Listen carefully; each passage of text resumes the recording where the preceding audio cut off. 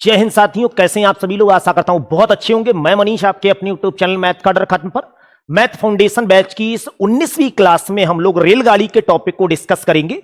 हर exam में रेलगाड़ी का एक क्वेश्चन जरूर आता है और खास तौर पे जब आप रेलगाड़ी की नौकरी लेने वाले हो वहां तो आपको एक क्वेश्चन जरूर मिलेगा। इसके जितने भी क्वेश्चन है, जितने भी टाइप हैं, 4 टाइप में रेलगाड़ी का सवाल बनता है। वो चारों टाइप को अगर आप तैयार कर लेते हैं तो अपना एक क्वेश्चन आपने बिल्कुल पक्का कर लिया है। एक शॉर्ट अप्रोच से सीखेंगे जिसको आप कभी भूलने पर भी आ जाओगे तो भी नहीं भूलेंगे, एक मजेदार तरीके से। सबसे पहले रेलगाड़ी के जो टाइप हैं उनको देख लेते हैं। एक टाइप यह बनता है कि रेलगाड़ी अगर किसी खंबे को पार करती है, कोई रेलगाड़ी है किसी खंबे को जब पार करेगी तो उसके लिए अपनी लंबाई के बराबर दूरी तय करनी पड़ती है। बस इसका यह नियम आपको याद रखना है। अगर खंबे को पार करेगी तो जो यहां पे दूरी लोगे वो कितनी होगी? रेलगाड़ी की लंबाई के बराबर दूरी लेनी पड़ेगी। रेलगाड़ी की लंबाई के बराबर। अगर रेलगाड़ी किसी व्यक्ति को पार कर रही है तो यहां पर भी जो दूरी होगी वो रेलगाड़ी की लंबाई के बराबर होगी। ये दूसरा टाइप है, इसको याद करना, सवाल में इसकी बहुत जरूरत पड़ेगी। अगर रेलगाड़ी किसी पुल को पार करेगी, भाई पुल की भी कुछ लंबाई होगी और रेलगाड़ी की भी लंबाई है। अगर रेलगाड़ी किसी पुल को पार कर रही है तो उसे कितनी दूरी तय करनी पड़ेगी? रेलगाड़ी की लंबाई प्लस पुल की लंबाई के बराबर। तो इस तीसरे टाइप में आपको जो दूरी लेनी पड़ेगी वो कितनी होगी? रेलगाड़ी की लंबाई और पुल की लंबाई के बराबर दूरी तय करनी पड़ेगी। ये सारे कॉन्सेप्ट याद रखने हैं जो सवाल को बहुत आसान बना देंगे। अगर रेलगाड़ी किसी प्लेटफॉर्म को पार कर रही है तब कितनी दूरी तय करनी पड़ेगी? तो यहां पर जो डिस्टेंस लेंगे वो रेलगाड़ी की लंबाई प्लस पुल की लंबाई। प्लेटफॉर्म है तो प्लेटफॉर्म की लंबाई, प्लेटफॉर्म की लंबाई। यहां पे एक चीज समझने वाली बात याद कर लो, जब खंबे और व्यक्ति को पार करती है तो उसे अपनी लंबाई के बराबर दूरी चलनी होती है। अगर रेलगाड़ी पुल या प्लेटफॉर्म को पार करती है तो उसे अपनी लंबाई प्लस पुल की लंबाई या प्लेटफॉर्म की लंबाई, दोनों की लंबाई के जोड़ के बराबर दूरी तय करनी पड़ती है। यह बात आपको याद रखनी। 4 टाइप का सवाल यहां से बन सकता है। इसके बाद रेलगाड़ी खुद रेलगाड़ी को पार करेगी, यह याद करना पड़ेगा। लेकिन उससे पहले आप याद कर लो, अगर चाल कभी भी आपकी किलोमीटर प्रति घंटा है, इससे मीटर प्रति सेकंड में कैसे बदलेंगे? मान लो मैं आपसे कह दूं 1 किलोमीटर प्रति घंटा है, तो क्या इसके लिए मैं ऐसा कह सकता हूं 1 किलोमीटर का मतलब 1000 मीटर और 1 घंटे का मतलब होता है 3600 सेकंड। अगर मैं 2 जीरो से 2 जीरो हटा दूं, 5 से इसे काट दूं तो 5/18 मीटर प्रति सेकंड आ जाएगा। आपको डायरेक्टली यह बात याद रखनी है, किलोमीटर प्रति घंटे को अगर मीटर प्रति सेकंड में बदलना है तो 5/18 से गुणा करना होगा। जैसे जब आप मोटरसाइकिल चलाते हैं तो कहते हैं 60 की स्पीड से भगा रहे हो। 60 क्या है? ये यूनिट बोलो पूरी बात, तो हम कहेंगे 60 किलोमीटर प्रति घंटे की स्पीड से आप मोटरसाइकिल चला रहे हो, मतलब 1 घंटे में 60 किलोमीटर जा रहे हो। अगर हम इसमें 5/18 से गुणा कर दें तो हमें ये चाल मीटर प्रति सेकंड में पता लगेगी। 1 सेकंड में कितने मीटर जा रहे हो? हमको ऐसा सवाल आना चाहिए, क्योंकि एग्जाम वाला इस टाइप को जरूर देगा जहां चाल को मीटर प्रति सेकंड से किलोमीटर में बदलने को आ जाता है और किलोमीटर प्रति घंटे से मीटर प्रति सेकंड में बदलने को आएगा। अगर मीटर प्रति सेकंड में है और किलोमीटर प्रति घंटे में बदलना चाह रहे हो तो 18/5 से गुणा करना होगा। अगर रेलगाड़ी किसी विपरीत दिशा में आ रही दूसरी रेलगाड़ी को पार करे, विपरीत दिशा क्या होती है? एक रेलगाड़ी इधर जा रही है और दूसरी रेलगाड़ी इधर जा रही है, ये विपरीत दिशा में हो गई। एक इधर जाएगी और एक इधर आएगी। जब रेलगाड़ियां विपरीत दिशा में जाती हैं तो जो यहां से सापेक्ष चाल होगी, सापेक्ष चाल, वो दोनों की चाल के जोड़ के बराबर होगी। दोनों की चाल का योग, ये आपको भाई याद रखना पड़ेगा। अगर विपरीत दिशा में जा रही हैं तब, और जो दूरी यहां पे चलनी होगी वो दोनों की लंबाई के जोड़ के बराबर होगी। दोनों की लंबाई का जोड़ या योगफल। एक टाइप यहां से यह बनेगा जब रेलगाड़ी विपरीत दिशा में ना जाके एक ही दिशा में जा रही है, मतलब पहली वाली गाड़ी भी इधर जा रही है और दूसरी वाली भी गाड़ी इधर जा रही है, तो पूछा जाएगा पहली की लंबाई बताओ या दूसरी की लंबाई बताओ या दूरी बताओ। तो ऐसे सवाल में आपको सापेक्ष चाल निकालनी होगी। सापेक्ष चाल कैसे निकालेंगे? ये दोनों चाल के अंतर के बराबर होगी। दोनों चाल का अंतर निकालोगे यानी घटा देंगे तब हमें सापेक्ष चाल मिलेगी। और जो यहां पे डिस्टेंस होगी यानी दूरी, वो दोनों की लंबाई के बराबर होगी। दोनों की लंबाई का योगफल। बाकी यहां पे चाल, दूरी और समय के कॉन्सेप्ट लगेंगे। जैसे आपको बता दिया था, चाल बराबर क्या होता है, डिस्टेंस अपॉन स्पीड होगा। अगर मैं यहां पे दूरी का फार्मूला पूछ लूं तो दूरी बराबर क्या होगा, डिस्टेंस बराबर स्पीड इनटू टाइम होगा। अगर मैं यहां से समय का फार्मूला मेरे भाई पूछ लूं तो समय बराबर क्या होगा, distance upon speed. Distance upon speed हो जाएगा। ये चाल बराबर दूरी बटे जो समय लिखा है, तो टाइम के लिए यहां पे मेरे भाई टी से दर्शा दो। टाइम के लिए टी से दर्शाओ तो ज्यादा सही रहेगा। टाइम के लिए टी से। चाल बराबर डिस्टेंस अपॉन टाइम यानी दूरी बटे समय। अगर दूरी का फार्मूला निकालेंगे तो स्पीड इनटू टाइम होगा। अगर समय का फार्मूला निकालेंगे तो डिस्टेंस अपॉन स्पीड बन जाएगा। ये आपको याद रखना है। केवल 3 फार्मूलों से सवाल बनेगा, लेकिन सवाल अलग अलग टाइप का पूछा जाएगा एग्जाम में। चाहे यहां से कोई सा भी सवाल आए, उसमें या तो मेरे भाई समय पूछेंगे या दूरी पूछेंगे या चाल पूछेंगे, लेकिन वो टाइप इतने बना सकता है अलग अलग कि रेलगाड़ियां एक ही दिशा में चल रही हैं या अलग अलग दिशा में चल रही, ऐसे करके सवाल बनेगा। कुछ टॉप ट्रेंड वाले आप सवाल देख लो। एक एक सवाल यहां से आया हुआ है। आप किसी भी सरकारी नौकरी की तैयारी कर रहे हो या कोई पेपर दे चुके हो, रेलगाड़ी का टाइप अगर वहां आया होगा तो इन सवालों से बाहर का सवाल आपको नहीं मिलेगा। सबसे पहला सवाल देखते हैं, जिसमें लिखा है एक ट्रेन की चाल। ये दे रखी है भाई स्पीड, एक खंबे को 24 सेकंड में पार करती है, ये हो गया टाइम। ट्रेन की लंबाई बतानी। भाई जब ट्रेन खंबे को पार करेगी, मैंने अभी आपको कॉन्सेप्ट बताया था, अगर ट्रेन खंबे को पार करेगी तो दूरी कितनी होती है, रेलगाड़ी की लंबाई के बराबर। तो इसमें मुझे मेरे भाई बताना क्या है, इस सवाल में मुझे रेलगाड़ी की लंबाई बतानी है। तो लंबाई का फार्मूला क्या मैं ये कह सकता हूं, मैं दूरी का फार्मूला पूछ रहा हूं। भाई ट्रेन की लंबाई और दूरी बात तो एक ही होगी। डिस्टेंस बराबर क्या फार्मूला होता है, चाल बराबर, देखो अभी मैंने आपको सिखाया था, दूरी का फार्मूला स्पीड इनटू टाइम होता है, ये आपको याद रखना पड़ेगा। दूरी बराबर फार्मूला होता है स्पीड इनटू टाइम। क्या स्पीड हमारे पास 63 की दे रखी है और टाइम हमारे पास 24 सेकंड है। अब देखो ये सेकंड में है, ये किलोमीटर प्रति घंटे में है, तो मैं इसे मीटर प्रति सेकंड में बदलूंगा क्योंकि आंसर मुझे मीटर में लाना है। क्या मैं यहां पे डायरेक्ट 5/18 से गुणा कर दूं, ये 5/18 से केवल इसीलिए गुणा किया है, जो 63 लिखा हुआ है, चाल लिखी है, उसे हम मीटर प्रति सेकंड में चेंज कर रहे हैं। 9 से भाग करेंगे 2 पर, 9 से भाग करेंगे 7 से, 2 से भाग करेंगे 12 पर, 12 और 5 की गुणा 60 और 7 की गुणा करेंगे 420 मीटर आंसर आ जाएगा। देख लो जो आपका बी ऑप्शन में है। अगर ध्यान से आपने इस सवाल को समझा होगा तो मेरे भाई कतई दिक्कत नहीं हुई होगी। बताओ, देख लो, एकदम बेसिक लेवल से बिल्कुल सवाल को पकड़ा है और 360 डिग्री तक के जितने भी सवाल मिलेंगे वो सारे टाइप आपको मिलेंगे आज की क्लास में।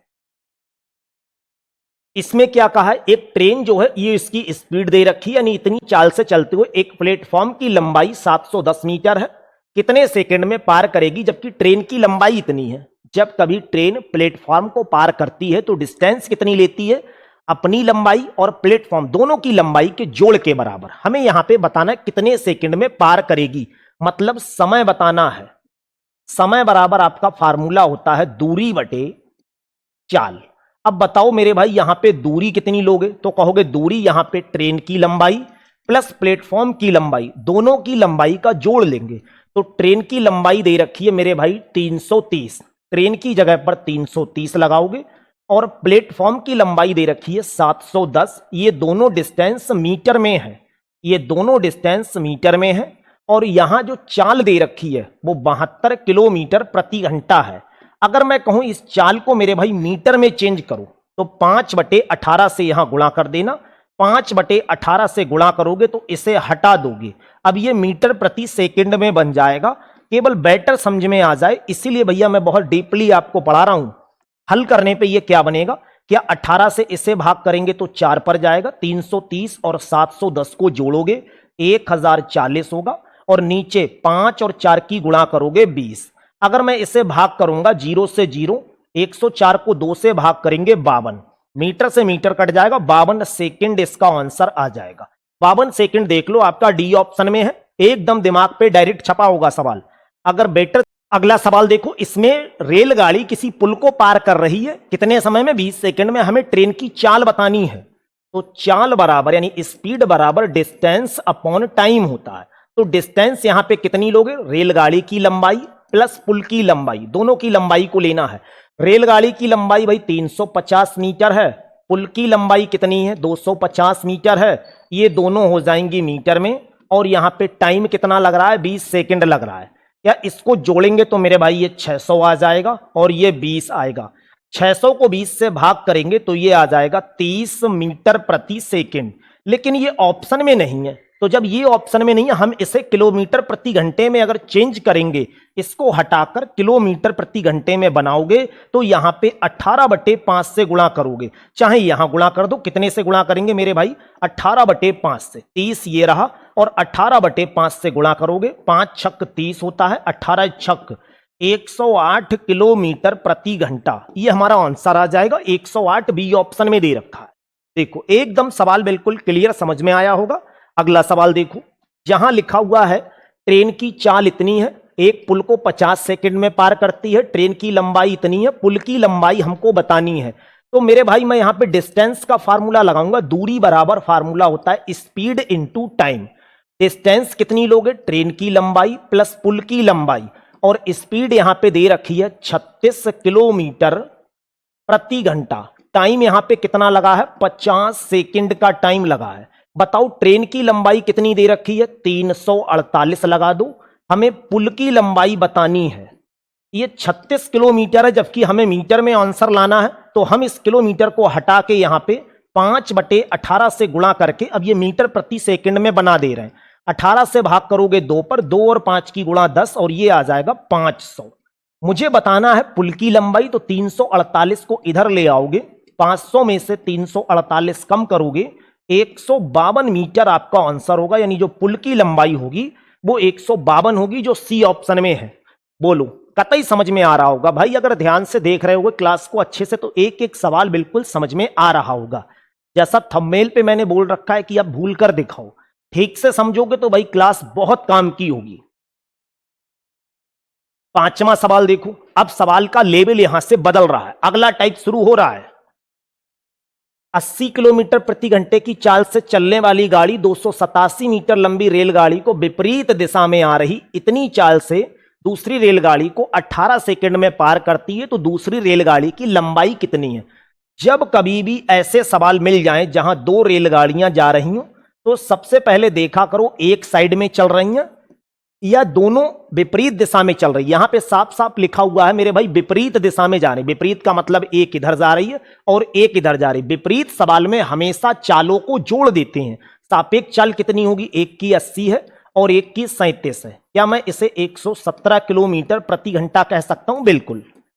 अब क्या कहा है? चाल मुझे पता है, दूसरी गाड़ी की लंबाई मुझे बतानी है, यानी दूरी का फार्मूला लगाना पड़ेगा। डिस्टेंस बराबर होता है चाल बराबर दूरी बटे समय। डिस्टेंस बराबर यानी दूरी बराबर स्पीड इनटू टाइम। यहां दूरी कितनी होगी? दोनों रेलगाड़ी की लंबाई के बराबर। डिस्टेंस कितनी होगी? तो पहली रेलगाड़ी की लंबाई भाई 287 मीटर है और दूसरी वाली की लंबाई हमको बतानी है। ये हमने ऐसे ही लिख दिया। स्पीड मेरे भाई 117 की मानोगे। टाइम कितना लग रहा है मुझे? 18 सेकंड का लग रहा है। अब ये जो स्पीड दे रखी वो किलोमीटर प्रति घंटे में है। अगर मैं यहां पे 5/18 से गुणा कर दूं तो ये मीटर प्रति सेकंड में बन जाएगी। 18 से 18 गया, 117 की गुणा अगर 5 से करेंगे तो ये आ जाएगा 585। हमें बताना है यहां पे दूसरी ट्रेन की लंबाई। तो दूसरी ट्रेन की लंबाई बताने के लिए 585 में से 287 कम कर दोगे, 15 में से 7 कम करेंगे 8, 7 बचा, 7 में से 9 जाएगा नहीं 2.5, 17 में से 8 चले जाएंगे तो 9 बचेगा, 4 में से 2 चले जाएंगे 2, 298 मीटर आंसर आएगा। और ये दे रखा है डी ऑप्शन में। बोलो एक एक अप्रोच का सवाल एकदम दिमाग पे समझ में आ रहा होगा मेरे भाई, बताओ जल्दी से। समझ में आ रहा है ना? मजा अगर आ रहा हो क्लास में, समझ में आ रहा हो, वास्तव में काम की लग रही है क्लास, तो शेयर कर दो भाई। अगला सवाल देखिए, जहां अब सवाल का थोड़ा सा लेवल बदल जाएगा। जैसे इस सवाल में कहा है समान लंबाई की दो रेलगाड़ियां एक खंबे को 10 सेकंड में पार करती है और दूसरी वाली 16 सेकंड में पार करती है। हमने मान लिया पहली रेलगाड़ी है वो 10 सेकंड का टाइम ले रही है और दूसरी रेलगाड़ी है वो 16 सेकंड का टाइम ले रही है। अगर मैं कहूं दोनों रेलगाड़ियों की लंबाई बराबर है तो ऐसी लेंथ मान लो जो 10 और 16 से कट जाए। क्या मैं अपनी मर्जी से 10 और 16 से कटने वाला नंबर 80 मान ले रहा हूं? ये पहली रेलगाड़ी की लंबाई है जो इधर जा रही है 80 मीटर, ये दूसरी की लंबाई है जो इधर जा रही है 80 मीटर। अगर ये रेलगाड़ियां विपरीत दिशा में चलकर एक दूसरे को पार करेंगी तो इनको कितनी डिस्टेंस तय करनी पड़ेगी? दोनों की लंबाई के जोड़ के बराबर होगी। क्लास के बिल्कुल शुरू में ये कॉन्सेप्ट बताया था। अगर 80 को हम 10 से भाग करेंगे मेरे भाई तो ये आ जाएगा 8। पहली रेलगाड़ी की चाल 8 मान लो, दूसरी रेलगाड़ी की चाल बराबर दूरी बटे समय 5 हो जाएगी। ये दोनों की चाल हो गई। अगर रेलगाड़ियां एक ही दिशा में जा रही हों तो क्या कॉन्सेप्ट बताया था? एक ही दिशा में जा रही हैं। यहां एक ही दिशा का सवाल है। ये रेलगाड़ियां मेरे भाई एक ही दिशा में जा रही हैं। जब एक ही दिशा में जा रही तो दूरी तो इतनी पार करनी पड़ेगी, लेकिन चाल जो होगी वो घट जाएगी। ऐसे सवाल में जो चाल मानते हैं वो दोनों को घटा देंगे, जिससे हम रिलेटिव स्पीड बोलेंगे। ये आपकी चाल हो जाएगी। ये क्या हो जाएगी मेरे भाई? चाल हो गई। अब मुझे बताना है, समय बताना है। तो समय बराबर फार्मूला होता है आपका डिस्टेंस अपॉन स्पीड। डिस्टेंस कितनी ले लोगे भाई? डिस्टेंस कितनी होगी? 80 मीटर ये और 80 ये। 80 80 कितना हो जाएगा भाई? 160। 80 मीटर और 80 मीटर 160 होगा। स्पीड कितनी लोगे? 3 की। 160 के लिए अगर 3 से भाग करोगे कितना आ जाएगा? 3 पंजे 15। ये 53.3 के आसपास बन रहा है आपका। 53.3 सेकेंड, जो आपका बी ऑप्शन में दे रखा है भाई। बी ऑप्शन में दे रखा है। बताओ अगला सवाल जो बिल्कुल क्वेश्चन 6 की कॉपी है, जिसमें लिखा है समान लंबाई की दो रेलगाड़ी हैं, एक खंबे को पार करने में 27 सेकंड का समय लगाती है। अगर पहली वाली गाड़ी 27 सेकंड का टाइम ले रही है और दूसरी वाली गाड़ी 24 सेकंड का टाइम ले रही, तो हम रेलगाड़ी की लंबाई समान है। एक ऐसा नंबर मानेंगे जो 27 और 24 का एलसीएम हो। 27 24 से कटने वाला नंबर भाई 216 अपनी तरफ से मान लिया। 216 को अगर 27 से भाग करेंगे तो ये आ जाएगा 8। यानी इसकी चाल हमने पहली गाड़ी की 8 मान ली। दूसरी वाली 24 से अगर इसे भाग करेंगे ये आ जाएगा 9। दूसरी गाड़ी की चाल 9 मान ली। ये क्या कर रहे हैं? विपरीत दिशा में चल रहे हैं। एक 216 मीटर लंबी गाड़ी इधर जा रही है और एक इधर आ रही है। ये विपरीत दिशा में चल रही है, तो इनकी जो चाल मानेंगे वो मेरे भाई जोड़ देंगे। 8 और 9 कितना बन जाएगा? 8 + 9 ये बन जाएगा 17। जब विपरीत दिशा में चलेंगी चाल जोड़ देंगे। हमको समय बताना है। समय बराबर हो जाता है डिस्टेंस अपॉन स्पीड। तो यहां दूरी कितनी है? 216 ये और 216 ये। जब दो रेलगाड़ियां एक दूसरे को पार करती हैं तो दोनों की लंबाई के बराबर आपको दूरी तय करनी पड़ेगी। 216 + 216 और भाग में 17। इसको जोड़ेंगे तो ये 432 आ जाएगा। इसे 17 से भाग करोगे तो ये बनेगा 17 दूनी 34 होता है। यहां बचा होगा मेरे भाई 9। 17 पंजे 85। अभी भी आपका आंसर कुछ डेसिमल में आएगा, तो 1790 बन रहा है। 17 पंजे 85 बन जाएगा। इसे हटाओ भाई यहां से, इसका तो कोई काम भी नहीं है। इसे हटा दो यहां से। 17 पंजे 85, 25.1 मात्र ऑप्शन में है भाई। तो 25.4 सेकंड का आपका टाइम लगेगा, जो बी ऑप्शन में दे रखा है। बात अगर अगले सवाल की करेंगे, जहां दो रेलगाड़ियां हैं, एक की चाल ये, दूसरे की चाल ये। अगर ये एक ही दिशा में चल रही हैं, जब एक ही दिशा में चल रही हैं तो सापेक्ष चाल कैसे निकालोगे? घटा देंगे भाई, याद कर लो। अगर यहां लिखा होता विपरीत दिशा में तो जोड़ देते। 60 में से 42 को कम करोगे, आपकी चाल आ जाएगी यहां से 18 किलोमीटर प्रति घंटा। तेज चलने वाली गाड़ी धीरे चलने वाली गाड़ी में बैठे व्यक्ति को 36 सेकंड में पार करती। तेज चलने वाली गाड़ी की लंबाई हमको बतानी है। तेज चलने वाली गाड़ी की लंबाई बतानी है। इसका कॉन्सेप्ट याद करो। यानी डिस्टेंस की बात चल रही, दूरी, हमें दूरी बतानी है। किसकी बतानी है? फास्ट ट्रेन की लंबाई, फास्ट ट्रेन की लेंथ बतानी है। अगर फास्ट ट्रेन की आपको लेंथ बतानी है तो कैसे निकालेंगे? देखो, फास्ट ट्रेन की लेंथ या लंबाई, दूरी बराबर आपका फार्मूला होता है चाल गुणा समय। चाल कितनी है मेरे भाई? 18, और समय कितना लग रहा है मुझे? 36 का। लेकिन एक चीज बताओ, ये 18 किस में है? किलोमीटर प्रति घंटे में। अगर मैं यहां पे 5/18 से गुणा कर दूं तो ये मीटर प्रति सेकंड में बन जाएगी, और मीटर में ही मुझे आंसर लाना है। 18 से 18 गया, 36 और 5 की गुणा करोगे 180 मीटर की लंबाई होगी। 180 मीटर ए ऑप्शन में दे रखा है। हम चाहें तो चाल को यहां पे चेंज कर सकते हैं शुरू में। ऐसा नहीं कि आप लास्ट में करो, शुरू में कर लो, कोई दिक्कत नहीं है। सवाल को पहले पढ़ोगे और जब दो ट्रेन की बात होती तो यह पता करो एक दिशा में है या विपरीत दिशा में है। एक ट्रेन की चाल ये, दूसरी ये विपरीत दिशा में है। अब सबसे पहले यहां चाल कैसे निकालेंगे, जिसको हम लोग सापेक्ष चाल बोलेंगे या रिलेटिव स्पीड बोलेंगे। सापेक्ष चाल अगर विपरीत दिशा में चल रहे हैं, विपरीत का मतलब एक इधर जा रहा है एक इधर जा रहा है, तो चाल हमेशा जोड़ दोगे। 43 और 91 को अगर जोड़ोगे, 51 है भाई, कितना हो जाएगा ये 94 किलोमीटर प्रति घंटा। या तो यहां 5/18 से गुणा करके सही कर लो, यहां नहीं कर रहे तो मेरे भाई बाद में कर लेना।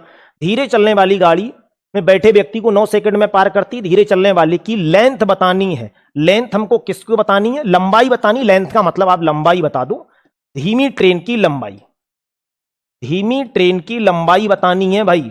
लंबाई का मतलब डिस्टेंस का फार्मूला लगेगा, दूरी बराबर होता है स्पीड इंटू टाइम। दूरी बराबर स्पीड इंटू टाइम। स्पीड कितनी मानोगे 94 और टाइम कितना लग रहा है भाई 9 सेकंड का। यहां 5/18 से गुणा करेंगे, 5/18 से गुणा करेंगे। अब इसे हल कर लो, गुणा करने पे क्या बनेगा, 9 से भाग करेंगे 2 पर, 2 से भाग करेंगे ये 47 पर। 47 और 5 की गुणा करोगे, 5 7 35 होगा, 5 चौक 20 और 3 कितना हो जाएगा 23। 235 मीटर देख लो, ये आपका बी ऑप्शन में है। 235 मीटर बी ऑप्शन में है, बताओ। नेक्स्ट क्वेश्चन देखो, अच्छा सवाल है, गजब का सवाल है। एसएससी वाले इस सवाल को ढूंढते घूमते हैं। दो रेलगाड़ियों में से एक की लंबाई दूसरी की लंबाई से 170 मीटर अधिक है, विपरीत दिशा में चल रही हैं, एक दूसरे को 16 सेकंड में पार करती हैं, और एक ही दिशा में चलती हैं तो 16 सेकंड में पार करती, 36 सेकंड में। यहां पे हमको दो कंडीशंस मालूम है। अगर वो गाड़ियां विपरीत दिशा में चल रही हैं और फिर वो एक ही दिशा में चल रही हैं, ये अलग अलग कंडीशंस बन रही हैं। अगर वो विपरीत दिशा में चल रही तो यहां जो उन्हें समय लग रहा है, विपरीत में कितना लग रहा है 16 सेकंड का टाइम लग रहा है, यहां 16 सेकंड का लग रहा है। एक ही दिशा में चल रही तो 36 सेकंड का लग रहा है। क्या मैं इसे काट के थोड़ा छोटा कर सकता हूं, 4 से काटेंगे 4, 4 से काटेंगे 9। समय अगर उनको इतना लगा है तो यहां से उनकी जो चाल होगी वो इसके उल्टे रेशियो में होगी, ये 9 होगी चाल और यहां पर चाल 4 होगी। लेकिन ये विपरीत चाल है, विपरीत में चाल क्या करते हैं, जोड़ते हैं, और एक ही दिशा में चाल को क्या करते हैं, घटाते हैं। तो ये S1 प्लस S2 है, यानी दोनों की चाल को जोड़ा है, यहां दोनों की चाल को घटाया है। तो इसके लिए मैं ऐसे लिख सकता हूं भाई, ये 9 क्या है, दोनों की चाल को जोड़ा है, यानी S1 प्लस S2 को जोड़ने पर 9 आएगा, S1 में से S2 को घटाने पर 4 आएगा। अगर यहां से S1 और S2 का मान निकालोगे, S1 और S2 का मान, तो मैं इन दोनों को जोड़ दूंगा तो ये 9 4 13 बनेगा, ये S1 का मान है। अगर इन दोनों को घटा दूंगा तो ये S2 का मान है। जबकि यहां कहा धीरे चलने वाली गाड़ी की चाल 35 है, यानी धीरे तो 5 वाली गाड़ी चल रही है, तो 5 का मतलब मेरे भाई 35 है। अगर 5 का मतलब 35 है तो कितने से गुणा हुआ है, 7 से। तो मुझे बताओ 13 का मतलब कितना होगा भाई, 13 का मतलब भी 7 से गुणा करके 91 आ जाएगा। इसकी चाल 91 होगी। गजब लेवल का सवाल था, एकदम बढ़िया लेवल का।